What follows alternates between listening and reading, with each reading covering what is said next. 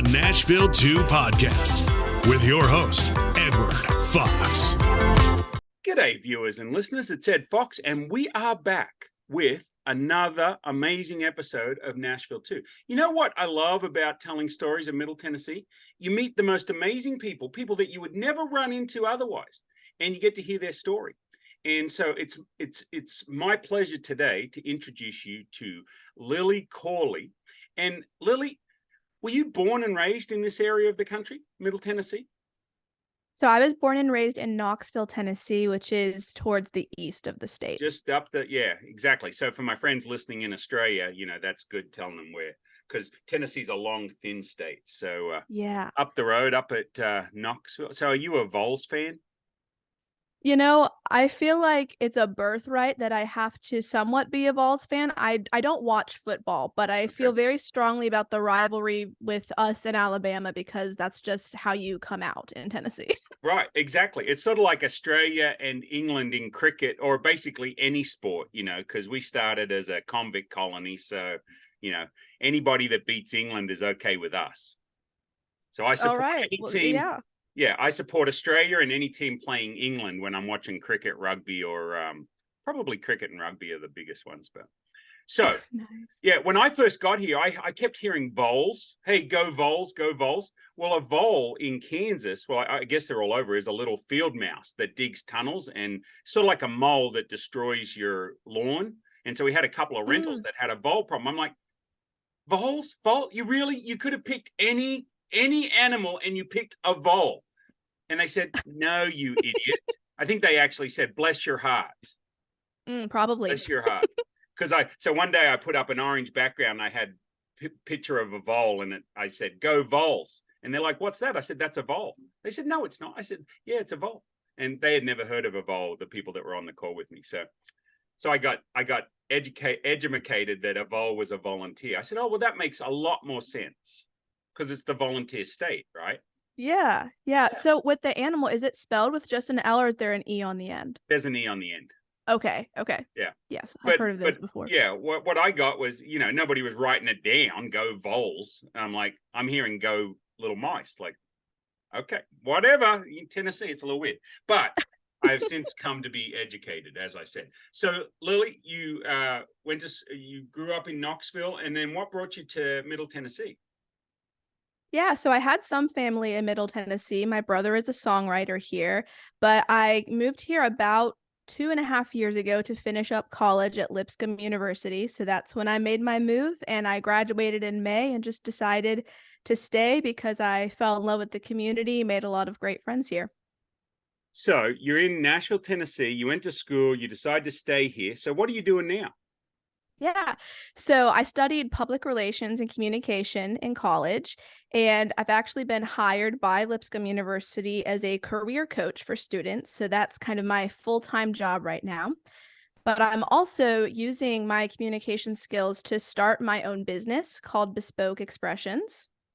And I help people write speeches for their major life events. So a lot of speechwriters help politicians and big CEOs and all of that. But my thought process was that there are regular people who have to write original wedding vows, who have to speak at funerals, all of these very emotional events. And research is showing us that up to 74% of them are afraid of public speaking. And that is something that I have always loved. So part of my career, I want to help people express themselves with confidence and honor the important moments that they're in by kind of doing justice to the love that's in their hearts and helping them feel really proud of what they get to say. That's cool. Was that off the cuff, or is that basically the same spiel you give all the time about what you do? Parts of it are off the cuff. There are a few phrases, like I always work in something about the doing justice to the love that's in your heart. That's kind of my slogan. So right. Yeah, I've done several pitch competitions. I'm pretty used to talking about it, but I like to keep it fresh and mix things up sometimes. Well, that's cool because I hated to speak in front of people. It wasn't until, let me think, I got married at 22. I guess about 18. So I was the kid that hid in the library in 8th grade because I couldn't talk to anybody. Not so much a problem anymore, Clearly. Clearly. So, and we have we actually met in person? Yeah, we met. We At got to see each other briefly at Impact Effect Impact 23. 23, Impact Effect 23. Yes, Yes. I thought we did. So that was cool. It was great to meet you in person. Very polished, very well put together. Would you like to be up on that stage someday? Absolutely. I'm glad that you asked me that, because I think that one of my biggest dreams is to be a published author and to be somebody who travels around the country and gets to use my words to exhort people and encourage them. I And love folks, helping people write. she said exhort, not extort. Okay, just Yes, listen to that exhort, again. Exhort, encourage. encourage, edify, edify. There you go. That's a new domain. I better get. Ooh, yeah, edify. Yeah. Get that trademark, copyright yeah, exactly.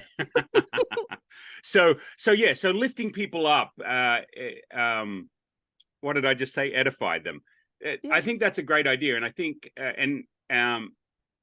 so tell me the business name again. Bespoke Expressions. Yes, Expressions. Bespoke Expressions. So do you have your website set up, your domain set up? Can people find you? Absolutely. Nice. So both our go website, and I say it's just me as of now, but it's a prophetic we, because we're going to expand someday. Right. Yeah. Both our Instagram handle and website is bespokeexpressions.co. So no M, not .com, just .co. Right. Bespoke Expressions.co. Let's see if I can spell. Here we go. 9th grade dropout. Can he spell? Booyah. I spelled it. Nailed it. And that's funny too. I realize I've been here 33 years. So in Australia, we say that was spelt correctly. And you guys say that was spelled correctly. Yes. I say misspelt. You say misspelled. Is that a pronunciation thing? Or if you were writing it, would you put a T or would you do yes. ED? No. Now, my wife's from Kansas. Don't tell anybody I said this. It's just you and I, right? Kansans put a T on everything. Like, that's ludicrous. Huh. Where'd the T come from? Across the road. Where'd the T come from? She goes, you're one to talk. You Australians can't even say tattoo, cartoon, or 13 without putting D's where the T's are. I said, yeah, but we don't add additional letters. We just replace them. So spelt, S-P-E-L-T, is the word we use. Misspelt, spelt correctly. And then I looked it up and they said, there's no such thing as spelt. I said, Oxford English Dictionary. Yeah, we use the, what is it? The Webster. We use the Webster over here. I'm like, the little guy from the TV show, Webster? No. Do you remember that show? You're probably too young for that show, Webster. I don't. You can look it up on YouTube. Okay. It came out, I think, like after Different Strokes. It was sort of like they were trying to do a knockoff of Different Strokes, I think. You don't know that one either, but that's okay. No. I can see the blank look. So spelt is also a grain. I didn't realize that spelt is like a wheat or something. So okay, I was thinking that when you were talking. I was like, I've heard of this before in the grain world. Right. Yeah. So, take it with a grain of spelt. Yeah. I don't know what a grain of spelt looks like. Okay. So Bespoke Expressions. We've said those life moments where you have to give a talk, have to give something. People can reach out to you. Just between you and me, what are they paying for something like that? That's a good question. So it really depends. Folks, this is 2023 that we're recording this. So if you watch this in 2053 and Lily's world famous by then, and she's like charges $500,000 for one quick one-liner, then you'll know why. You've been warned. Yes. Yeah. So as of now, it depends on the kind of help that they're looking for. So I have anticipated that there are going to be some folks who just want an extra pair of eyes on something they've already written and just want some coaching. And so prices are starting around $100 if they just want editing services. But to do a full consultation, I help them write it from scratch. That we're looking at $300 for an individual, $500 for a couple if both people in a wedding situation want help with their vows. Right. Yeah, that makes sense. Cool. And then I would think that you could sort of lean into, you could leech over, right? I don't know, you could lean into things like copywriting and that sort of stuff too, right? Definitely. I feel like that's a great opportunity to expand connections and help people out. That's not something that I am necessarily advertising because I want to make sure my brand identity is staying cohesive and specific enough, but that's definitely something that I would be willing to take on and collaborate with others on. I think it's another domain. Mm, I think it's another domain with not necessarily your face on anything. I'm a big proponent of putting your face on everything, as you saw with my round tours and that sort of stuff. But with yes. that sort of thing, you can, it's sort of like when popular brands white label for other companies, right? You don't know Mm-hmm. that. So we did a multi-level where Hormel during the Gulf War was white labeling under this other company's brand. And then because of the Gulf War, they were selling so much product to the army that they didn't have time to white label. So they just shipped us the original stuff. And we're like, oh, I thought this was Hormel, but you couldn't tell, right? So you could Right. white label a brand, like you could have some other brand copywriting for you.com or whatever. And they Yeah. wouldn't need to know, because you could get copywriters wherever, right? Because I think the other thing that's going to become big is ghostwriting books. I know Yes. I was talking to a guy that works with Jim Maxwell, and Jim Maxwell uses ghostwriters for most of his books. He records the basics that he wants in them, and then they flesh it out and write the book for him. So I would definitely think that would be cool too. Absolutely. The concept of ghostwriting is part of what birthed the idea for my speech writing business, because I always thought that would be super interesting. So it's just right now, at least, more of a public speaking focus rather than a biography focus. But I think ghostwriting is fascinating. Cool. And so can I ask a tough question? Yeah. Okay. So the question is, have you had people say to you, Lily, you're too young to know what we've been through, and we're getting remarried. This is our third marriage, and we don't think you have the experience to be able to write these vows. How would you answer something like that? That's a great question. I haven't had that said to me yet. Okay. If it was, though, my response would be this. This is not about my life and my story. It's about yours. And so all I have to be able to do is be a good listener and a good question asker, a good interviewer, and be able to empathize with you and tell your story in your voice, because this isn't about me. This is about how I can help you. Boom. That's the way I was going to say it, because that's what it is, really. You're not writing your story. You're not writing you. You're writing them. So I think that is the perfect answer. Folks, this is why you got to get with Lily, and you got to talk to Lily about bespoke. How do you want that pronounced? I say bespoke, like Bespoke. one. Put it all together, make it fast. It's funny because Aussies, like, we pull everything together. And I say Australian by birth, American by choice. So I have like one foot in both countries, right?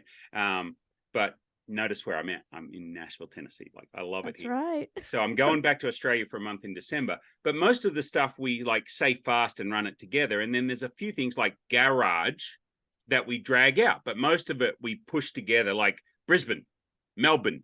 And Americans, when they go to Melbourne, they say Melbourne, instead of just saying Melbourne, and it's MELBN, Melbourne. That's the way we say it, right? Brisbane, Yeah. or Brizzy for short. So we shorten everything. But it's funny, I was looking at bespoke, and I'm like, bespoke expressions. Say that. Yeah, a lot of. real fast. What's that? Say that 3 times real fast.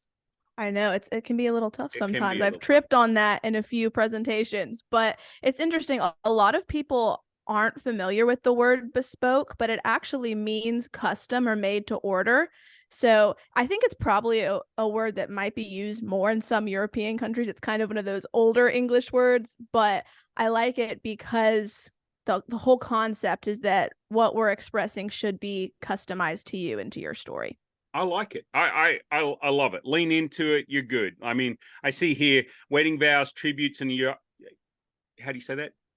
Eulogies. Yes. Editing, and business pitches. So I like that, and that's PITCHES, not pictures. Right. Yeah. Yes.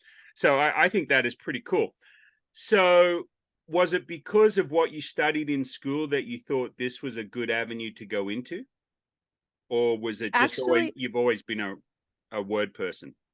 yeah, I have always been a word person. When I was very little, I would, go to church events with my parents and I would stand up and recite scripture or pray on the microphone before I could even read. And people were surprised, like, how does she even, know these things? And I just always wanted to speak and encourage people. And then in high school, or really in middle and high school, I did 5 years of competitive speech and debate. So all the time I was crafting messages and speaking.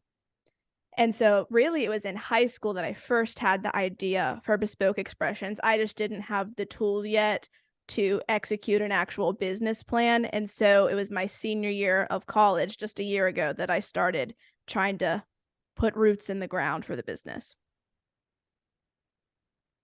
That's so exciting because you've got so much talent already. I haven't heard an out of your mouth yet, I don't think, not that popped, right? So I've done Toastmasters, those sort of things. And you get so used to hearing people's ums and stuff, like you just like hash marking, not hashtagging, hash marks, 1, 2, 3, 4, 5. So I had a preacher one time step in for our preacher up in Wichita. This is 20 years ago. I was doing Toastmasters in 2002.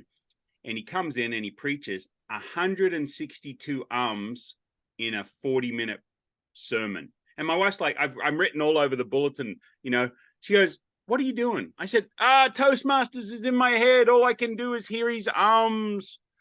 She goes, "Have you heard the sermon?" I said, "No, I haven't heard the sermon. I've just heard ums. 162 of them. And I haven't caught you in one yet. So not to make you self-conscious or anything. Is that I'm going to be something thinking about it now. Is that something you've had to work on, or is it just come naturally as well? Have you given it any thought until now? I have given it thought. It's hard for me to say for sure whether it's a natural inclination to avoid filler words or if it's trained, because I started training so young. So it is something that I have to be more conscious of now that I'm not competing all the time. I would say that my skills were the strongest when I was about 17, and I was doing 5 speeches and 5 tournaments a year, practicing 3 hours a night. So it is something I have to be more aware of now, my word choices, my filler words, all of those things. But I definitely think it comes easier because of all the practice. Folks, isn't it just amazing how clean that talk is?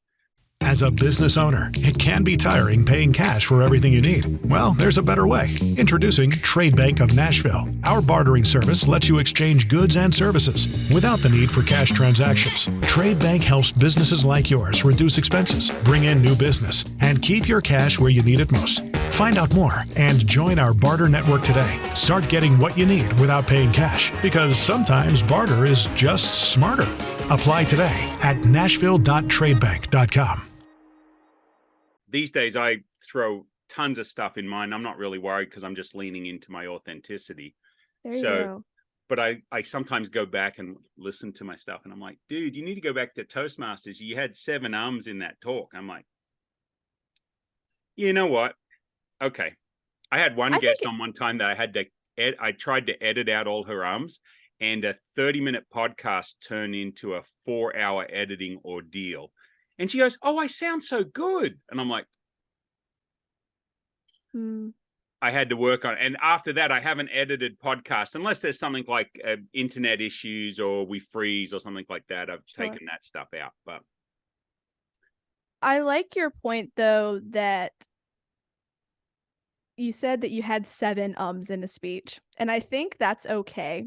And I think your wife was asking you in the story you told, did you hear the sermon? And that's the main goal. It's not to be perfect with speaking. I stumble over my words all the time. The point is to be skilled enough to serve your message, right? And to not have people be distracted. And so I think 7 ums in a sizable speech is perfectly fine. You're just human. Right. Good to know. I'm not a robot yet. Thank you. So it is interesting when you do talk to people and they give talks and they're like, "Oh, I want to be more like you." And I'm like, no. Lean into your own authenticity. Be more like you, right? Be who you are. That's the key. I think sometimes word usage from different versions of English from different countries. So I interact with a lot of subcontinental countries, India, Pakistan, Sri Lanka, Bangladesh. We all play cricket together, right? Guys from those countries. And so the Indians use some words in English that we don't really use in English. Like we use the word intimate, right? Intimate, an intimate gathering, to be intimate, an intimate relationship, whatever the way we use intimate is. They use that word, but they also use the word intimate. Do you know the difference? No. So to intimate, and when you think about it, you can see where intimate and intimate come together, because intimate is to share information with. I need to intimate to you that our podcast recording has been pushed back half an hour. Oh. Right? To intimate. And the first time I heard of it, I'm like, you want to what? I want to intimate to you. I'm like, buddy, thanks. I appreciate that, but no. And he's like, no, that's not what that means. So I think we use words. So where was I at? I said something about Australia being a penal colony, and the lady got like all embarrassed and went bright red. And the guy behind me in the checkout, I think it was a Dollar Tree, because I was telling her a joke about, she said, oh, where are you from? I said, oh, can you guess? She said, Australia. I said, oh, guilty as charged. And she sort of tilted her head, like, I don't understand why you would say guilty as charged. And I said, well, because we're a penal colony. And she's like, and I'm like, I don't get it. And the guy behind me starts laughing. I'm like, she goes, she thinks you said something else. I'm like, oh, I said, we were a convict colony, all convicts. It's where they shipped off their convicts. And she goes, right. Okay. Like he's still it was like, too late. Yeah, I'm not sure. So then I said, you know what? I've got a question. If I come to Dollar Tree and I really like it, and in fact, I love coming to Dollar Tree, does that make it idolatry?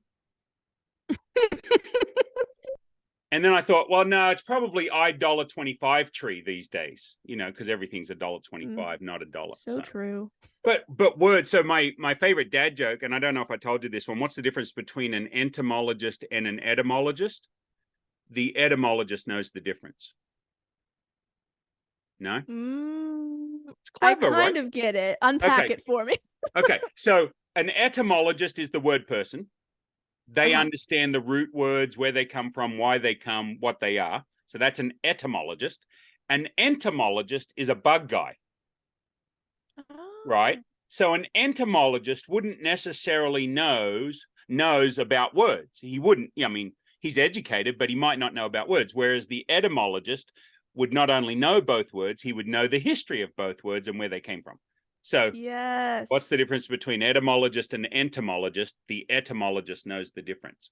I'm just showing off my big words today. Do you have a favorite word, Lily? Ooh. I was in a theology class a couple years ago, and the professor was talking about the importance of being magnanimous. Magnanimous. Open to everybody, like accepting? No? It actually means of great spirit. Oh, okay. So it's someone who is, exuberant and can overcome challenges and is of great spirit. Okay. Yep. I would like to be more magnanimous. It's a great thing to be. My favorite has always been plethora. There's a plethora of opportunities to become magnanimous. Yes, there are. Yeah. And my favorite new word I learned in the last year since I've been down here, I've been here 3 years, but the favorite word I learned, my friend Gail Goodman, who I'm trying to get to come on the show, she's a cold call coach, right? And cool. She used the word obsequious. Obsequious. And I'm like, is that like ubiquitous? Like it's everywhere? She goes, no, obsequious is having a overly sweet demeanor, like a servile attitude, but it goes so far. Sometimes we hear it with like Indian customer service. Oh, I'm so sorry that you're having that problem. They've got this script where they always apologize for everything, and they do it to the degree of like, Yeah. You can apologize all you want. Can you just fix the problem, right? And so Mm, obsequious is that waiter that comes up to you and you order something, or you ask for a knife and fork or something, and he's like apologizing and tripping all over himself, and he apologizes too much, and then he comps the whole meal, and then he gives you a goodie bag to take home. It's just too much. It's like if you took sweetener and you poured half a gallon of sweetener in your coffee. It's just obsequious. It's just too much. I think I got that right. And people will leave comments when I screw up what I'm talking about. No, that's not right at all. It wasn't there. It was there. And it was on that day, not that day. And you were wearing the blue sweater, not the red sweater, So we'll just have to take how it goes. we're in a fact-checking culture, whether it's fact or not. Yeah, that's true. Yeah. And some ideas of people's facts and real facts are completely different.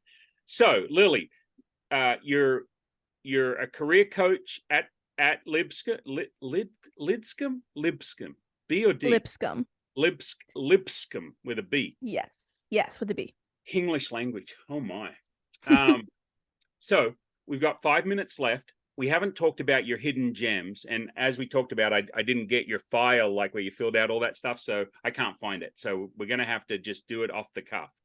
Okay. Hidden gems you like around Middle Tennessee. They can be places to go, things to see, food places, music places, churches, whatever that you think is pretty cool. That, say, if I live in Bowling Green, Kentucky, and I haven't been to Nashville all that often, what might be something that you find is interesting that I might not never know exists? So we call them our hidden gems. So let's see if you can give me 3. What's your first one? Okay, so my first one is I just moved close to Nolensville, which is an older part of Nashville. And there is a feed mill and Amish market in Nolensville that I love. You can get sandwiches, all sorts of fresh baked goods. It's adorable. So I've been going there almost every weekend. So the Amish feed mill and market in Nolensville is the first one. Okay, The and folks, second we'll have all this information in the show notes as well. So don't sweat it. Yeah. Yes. The second one is a new coffee shop that just opened up called Mon Ami. Mon Ami. Yes, it's A-M-I. very aesthetic, very cute, great lattes. Okay. Also, if you go to Mon Ami, get a macaron cookie because they are delectable. Delectable and delicious. Yes, all the and things. Desirable. All the D words. Mon Ami. Mon Ami. Okay. We need to do a coffee date. I'll bring Alice. We'll do she doesn't drink coffee, but she'll have a chai latte. They probably have chai lattes. Yes. But yeah, I have gotten into coffee. Hey, Chris, hang around. Don't go away. You can come on screen and I can introduce you to Lily. So my next guest is here, which is fine. Mon Ami. Hey, Chris, how you doing? Great. How you guys doing? Good. Chris, Lily, Chris. This is the favorite part of when two people come onto the podcast at the same time. I can introduce you because I love connecting people. So Chris is with Huntington Bank, and he is the SBA loan guru of a 15-state area. I'm just going to say 15 of the entire United States. How about that? The world, even. The world. And Lily owns Bespoke Expressions. Yep. Bespoke Expressions. I took the website down. I closed it down so I wouldn't be distracted. And so we met at Jim Morris's event. Jim Morris used to be in Chris and I's B&I group. So we're just finishing up and we'll be right with you. But if you feel like you got to interject anything, just jump in. Otherwise, I'll connect you guys on LinkedIn. Sounds good. Okay, so Feed Mill and Amish Market, Mon Ami Coffee Shop, and what's your third one? There is a songwriters night that happens weekly called Grindhouse Nashville. I don't remember the venue it means, but if you look up Grindhouse Nashville, you'll be able to find it. And my brother, Davis Corley, is one of the organizers. And so they have different songwriters come every week and play, and it's a great time. Okay, well, can you talk him into how much of a great time you had on the Nashville 2 podcast, and he needs to come on as a guest and tell us what he does? My brother? Absolutely, I will. Yeah, that'd be great. Okay, cool. Well, hey, thanks so much. I enjoy getting to know you and talking about all that stuff. And you and I had a great one-to-one where we talked for like way too long, but I enjoyed it. So I true. don't know about yourself, but you're back for more, so it must be okay. Yes.